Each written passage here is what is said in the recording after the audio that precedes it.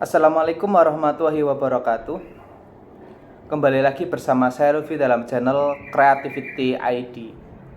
Pada kesempatan yang baik ini saya akan membahas mengenai arti kemerdekaan Indonesia yang sesungguhnya. 4 hari lagi kita akan memperingati Hari Kemerdekaan Indonesia yang jatuh pada tiap tanggal 17 Agustus 1945. Tapi apakah benar kita sudah merdeka dalam arti yang sesungguhnya? Banyak para tokoh ilmuwan maupun filsuf Indonesia yang menganggap bahwa Indonesia belum benar-benar merdeka. Kata Bung Karno, Indonesia itu sejatinya belum merdeka, tapi Indonesia telah masuk ke era neokolonialisme atau kolonialisme gaya baru. Tapi sebelum kita membahas arti kemerdekaan Indonesia yang sesungguhnya, maka mari kita bahas terlebih dahulu historis dari awal mula penjajahan di Indonesia oleh negara-negara Eropa. Apa penyebabnya dan faktor-faktor apa yang membuat negara Indonesia dulu terjajah.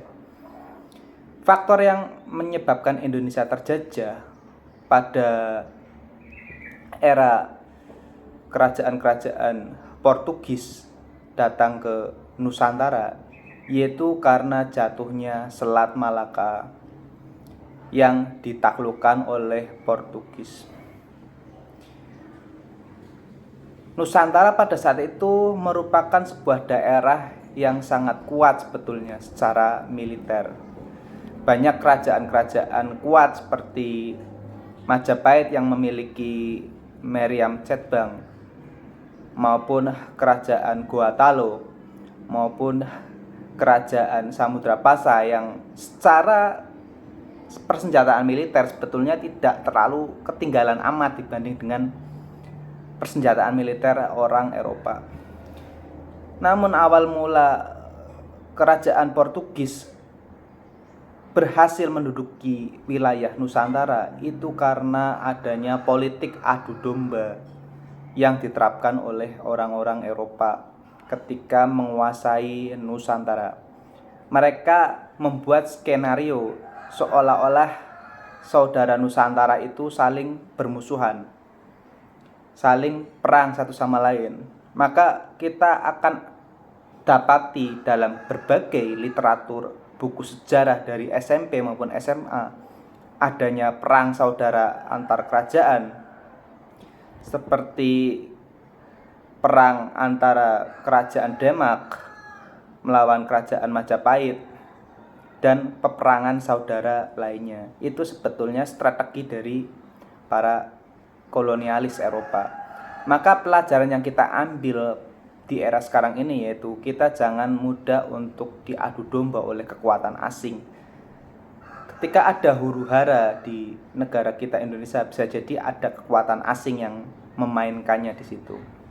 Yang kedua, kenapa Nusantara waktu itu bisa terjajah Belanda, bisa terjajah Inggris, maupun terjajah Portugis? Karena kita kalah teknologi, karena kita kalah riset. Sejarah membuktikan sebuah negara yang memiliki teknologi jauh lebih tinggi dibandingkan dengan negara tetangganya yang teknologinya masih terbelakang, biasanya negara yang berteknologi tinggi akan menjajah negara yang berteknologi rendah. Itu dari dulu seperti itu.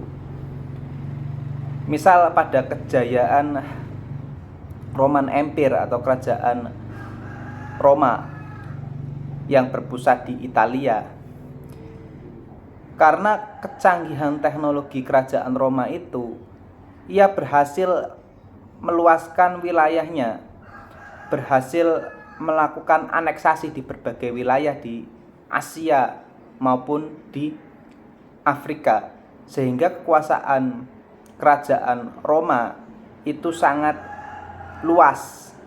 Maka sejarah membuktikan ketika teknologi Roma mulai perlahan mundur, kemudian digantikan oleh kekuasaan Ottoman yang mengambil alih Bizantium. Kemudian Ottoman dengan sangat jenius kemudian mengambil alih pemerintahan dari Roman yang mulai terbelakang teknologinya. Demikian juga dengan abad kegelapan Eropa yang biasa disebut dengan Dark Age. Karena Eropa ketika itu sangat terbelakang, maka di daerah Andalusia atau Spanyol berhasil dikuasai oleh orang-orang Muslim, orang-orang Islam yang teknologinya ketika itu jauh lebih mumpuni, yaitu di era Abbasiyah. Nah, dari kasus yang semacam ini, maka sebuah negara jika ingin negaranya merdeka dan tidak ingin terjajah oleh negara lain, maka negara itu harus terus mengupgrade teknologinya lebih tinggi, lebih maju, sehingga negara tersebut menjadi pemimpin dalam ranah teknologi.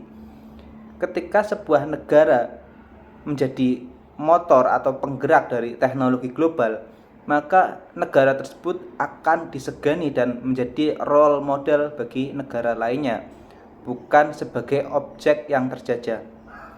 Yang ketiga, mengapa waktu itu Nusantara itu bisa sampai terjajah oleh kekuatan Portugis, kekuatan Belanda, kekuatan Inggris? Karena aspek ekonomi di Nusantara pada saat itu tidak terkelola dengan baik. Aspek ekonomi Nusantara pada saat itu belum terhilirisasi dengan baik. Orang-orang Eropa yang datang ke Nusantara awalnya hanya untuk mendapatkan rempah-rempah seperti jahe, kapulaga. Namun karena keasikan dengan berbagai sumber daya alam Indonesia dan belum terkelola dengan baik, orang-orang Eropa kemudian betah di Nusantara dan malah menjajah. Nah, ini tentu jadi pelajaran bagi Nusantara supaya Nusantara harus mandiri dalam ekonomi dan mulai berpikir hilirisasi atau industrialisasi. Jangan sampai potensi nikel misalnya di Indonesia yang sangat besar, dan sumber daya nikel di Indonesia itu yang terbesar di dunia, nomor 2 sampai nomor 1 itu di dalam sebuah survei energi, itu kita harus betul-betul manfaatkan dengan baik dan dikelola dengan serius. Jangan sampai kita menjual nikel mentah ke negara lain, ke Eropa, namun di Eropa malah mendapatkan keuntungan karena dari bahan nikel mentah yang ada di Indonesia bisa diproduksi baterai di sana dengan harga yang jauh lebih mahal. Nah, ini tentu jadi pelajaran bagi kita. Dan yang keempat, arti kemerdekaan sesungguhnya yaitu bahwa setiap manusia memiliki kebebasan yang ada pada dirinya, memiliki hak, memiliki tanggung jawab dan moral etik yang ada pada dirinya. Sehingga jangan sampai kita sebagai warga negara menghisap akumulasi dari orang lain atau mengambil hak orang lain. Karena kemerdekaan sesungguhnya yaitu ketika hak-hak kita bisa dilindungi oleh warga negara, dilindungi oleh konstitusi, dan dilindungi oleh hukum.